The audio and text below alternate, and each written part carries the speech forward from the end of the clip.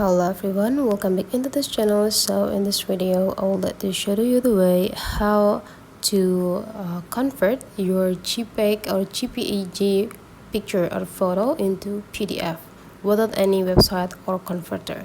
So here you just need to open the files, and right after that you just need to find your photo. So here I would like to convert this into PDF, so you just need to go click it, and you just need to check what the format of this photo by go click this part, and you'll see here the format is JPEG or JPEG. And now you just need to go back, and the way to convert this JPEG picture into the PDF, you just need to go click and hold this picture, and they will make you open the options, and you just need to go click this quick actions, and there will be more options here, and you just need to go click this create PDF, and now the system will give you the PDF versions of your picture.